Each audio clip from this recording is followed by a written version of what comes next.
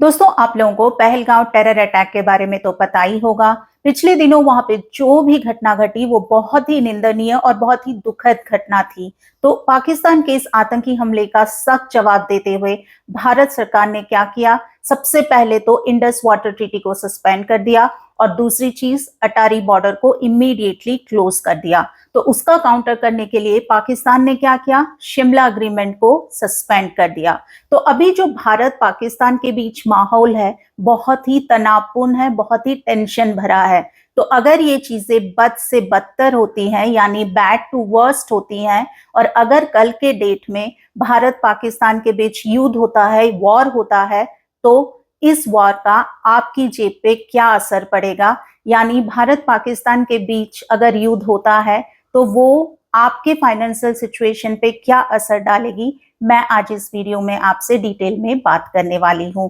और जैसा कि मैं हमेशा कहती हूं, जहां पैसे की बात आती है वहां आपको पूरा इंफॉर्मेशन होना जरूरी है। इसीलिए मेक श्योर करना कि वीडियो को एंड तक देख रहे हो। और अगर आप लोगों ने मेरे चैनल को अब तक नहीं सब्सक्राइब किया है तो आपको पता है क्या करना है। जल्दी से जाना है, मेरे यूट्यूब चैनल को सब्सक्राइब कर लेना है और साथ ही में बेल नोटिफिकेशन के आइकॉन को भी प्रेस कर लेना है, ताकि मैं जो भी फाइनेंस रिलेटेड वीडियो बनाऊं वो आप लोगों को टाइमली मिल पाए और आप लोग उसका भरपूर फायदा उठा पाओ। तो चलिए स्टार्ट करते हैं आज का वीडियो। दोस्तों, आज के डेट में भारत के हर एक नागरिक के जुबान में अगर कोई सवाल है तो वो ये है कि क्या भारत पाकिस्तान के बीच युद्ध होगा? तो दोस्तों, मेरे या आपके लगने से तो कुछ होगा नहीं। भारत सरकार को जो भी ठीक लगेगा भारत सरकार वो करेगी, और भारत के रिस्पॉन्सिबल सिटीजन होने के नाते सरकार जो भी करेगी हम भारत सरकार के साथ हैं। अगर मैं जनरल बात करूं तो जब भी दो देश के बीच वॉर होता है तो वो देश 10 से 15 साल पीछे चले जाता है इकोनॉमिकली। आप एग्जाम्पल के तौर पे रशिया यूक्रेन वॉर को ही ले लो। यूक्रेन की आज जो हालत है इकोनॉमिकली, उसे कम से कम 10-15 साल लग जाएंगे अपने को पहले जैसा बनाने के लिए। वहीं पे रशिया की इकोनॉमिक स्टेट तो वीकेंड हुई ही है, लेकिन यूक्रेन जैसी हालत रशिया की हुई नहीं। इसका कारण क्या है? क्योंकि रशिया की इकोनॉमिक कंडीशन यूक्रेन के इकोनॉमिक कंडीशन से मच बेटर थी। रशिया क्रूड ऑयल का सबसे मेजर रिसोर्स रशिया के पास है और वो इंडिया और चाइना को क्रूड ऑयल सप्लाई भी करता है। रशिया की इकोनॉमिक स्टेट वीक तो जरूर हुई, लेकिन जहां पे यूक्रेन की हालत बद से बदतर हो गई वहां पे रशिया को इतना फर्क नहीं पड़ा, क्योंकि इकोनॉमिकली रशिया एक स्ट्रॉन्ग कंट्री था। तो यहाँ पे अगर मैं भारत पाकिस्तान की बात करूं तो पाकिस्तान की इकोनॉमी तो ऐसे ही डूबी हुई थी। आईएमएफ से पैसा मांग मांग कर वो अपनी इकोनॉमी को चला रहा था। तो अगर वॉर होता है तो इन दो देशों के बीच पाकिस्तान की इकोनॉमी बद से बदतर हो सकती है। यहीं पे अगर मैं इंडिया की बात करूं तो मैं आपको बता दूं कि हमारा देश वर्ल्ड का 5th लार्जेस्ट इकोनॉमी है बाय नॉमिनल जीडीपी। तो अगर कल के डेट में भारत पाकिस्तान के बीच वॉर होता है तो उसका नेगेटिव इंपैक्ट हमारे देश के इकोनॉमिक सिचुएशन में पड़ सकता है, लेकिन ये वॉर पाकिस्तान को जितना नेगेटिवली इंपैक्ट करेगा इंडिया को उतना नेगेटिवली इंपैक्ट नहीं करेगा, क्योंकि हमारा देश ऑलरेडी इकोनॉमिकली स्ट्रॉन्ग है। दोस्तों, हमने अभी बात की वॉर कैसे नेगेटिवली इंपैक्ट करता है देश के इकोनॉमिक सिचुएशन को। अब बात कर लेते हैं वॉर कैसे इंपैक्ट करता है इन्फ्लेशन को, जो कि एक बहुत ही इंपॉर्टेंट फैक्टर है। कोई भी देश जब वॉर के चंगुल में फंसता है तो वो इन्फ्लेशन के चंगुल में भी फंसता है। और इन्फ्लेशन का क्या मतलब हुआ?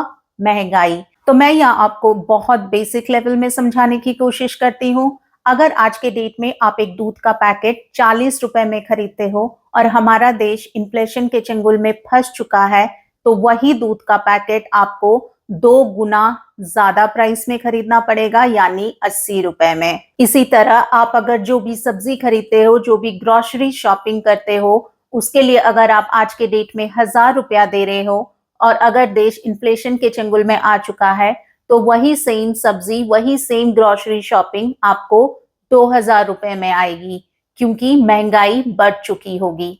जब भी कोई देश वॉर के स्टेट में जाता है तो उस देश का इन्फ्लेशन या महंगाई बढ़ती क्यों है? उसका भी एक रीजन है, क्योंकि उस पर्टिकुलर देश के गवर्नमेंट को अपना जो मेजॉरिटी बजटरी एलोकेशन है वो आर्म्ड फोर्सेस के लिए खर्च करना पड़ता है। क्योंकि दोस्तों, जान है तो जहान है।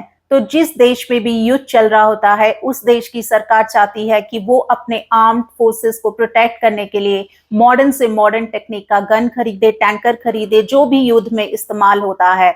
तो देश का मेजॉरिटी पैसा जो भी वॉर में होता है वो आर्म्ड फोर्सेस को प्रोटेक्ट करने में लगता है, इसलिए उस पर्टिकुलर देश का जो इन्फ्लेशन होता है, महंगाई होती है, वो बढ़ जाती है। तो अगर कल के डेट में भारत पाकिस्तान का वॉर होता है तो इन्फ्लेशन का कुछ न कुछ असर तो भारत पे भी देखने को मिल सकता है। तो इसका असर आपकी जेब में ये पड़ेगा कि चीजें महंगी हो सकती हैं, इन्फ्लेशन बढ़ सकता है। तो दोस्तों, हमने इकोनॉमिक सिचुएशन और इन्फ्लेशन के बारे में तो बात कर ली। अब बात कर लेते हैं कि वॉर का क्या इम्पैक्ट रहेगा स्टॉक मार्केट पे। तो दोस्तों, हमेशा से ये देखा गया है कि अगर कोई देश वॉर के सिचुएशन में जाता है तो उसका जो इमीडिएट इम्पैक्ट होता है मार्केट पे वो नेगेटिव ही होता है। कुछ दिनों के लिए वो नेगेटिव रहता है, शॉर्ट टर्म के लिए, लेकिन बाद में मार्केट रिकवर कर जाता है। लेकिन अगेन डिपेंड करता है कि उस देश की इकोनॉमी कैसी है, कैसी थी वॉर से पहले।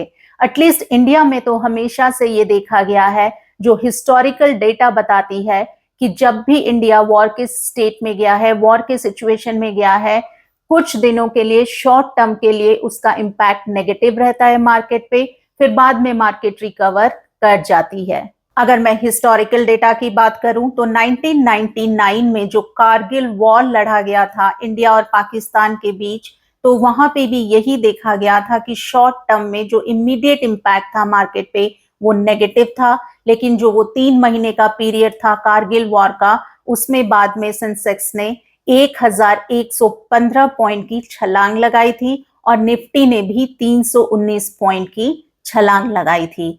तो शॉर्ट टर्म में मार्केट नेगेटिवली इंपैक्ट होके थोड़ा नीचे आया था, बाद में मार्केट रिकवर कर गया था अच्छे से। वहीं पे अगर मैं 2008 की 26/11 मुंबई टेरर अटैक की बात करूं तो वहां पे भी यही देखने को मिला था कि जो इमीडिएट इम्पैक्ट था मार्केट पे वो नेगेटिव था, लेकिन बाद में मार्केट ने 400 पॉइंट की छलांग लगाई थी और निफ्टी ने 100 पॉइंट की छलांग लगा दी थी और मार्केट रिकवर कर गया था। यहाँ पे हम 2019 के पुलवामा अटैक को कैसे भूल सकते हैं। 2019 में जो पुलवामा अटैक हुआ था उसका जो इमीडिएट इम्पैक्ट था मार्केट पे वो नेगेटिव ही था, क्योंकि जो FIIs थे यानी फॉरेन इंस्टीट्यूशनल इन्वेस्टर्स थे, उन्होंने पुलवामा अटैक के बाद इंडियन मार्केट से 3000 करोड़ विड्रॉ कर लिया था। तो मार्केट नीचे आया था, लेकिन शॉर्ट टर्म के लिए, लॉन्ग टर्म में मार्केट अच्छा खासा रिकवरी मार्केट ने कर लिया था। तो दोस्तों, पहलगांव के आतंकी हमले को मद्देनजर रखते हुए अगर भारत फिर से पाकिस्तान के अगेंस्ट वॉर के स्टेट में जाता है तो उसका कैसा इम्पैक्ट मार्केट पे पड़ेगा उसको तो कोई प्रेडिक्ट नहीं कर सकता, क्योंकि मार्केट को आज तक कोई प्रेडिक्ट नहीं कर पाया है।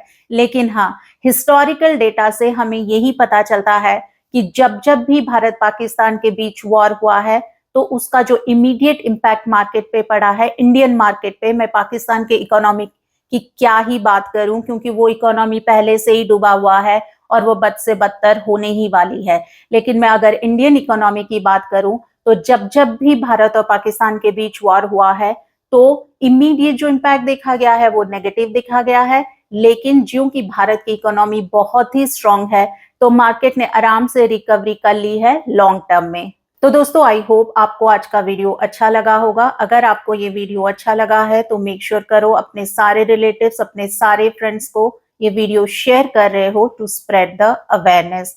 आज के वीडियो के लिए बस इतना ही। मैं बहुत जल्दी मिलती हूँ आपको अगले वीडियो में।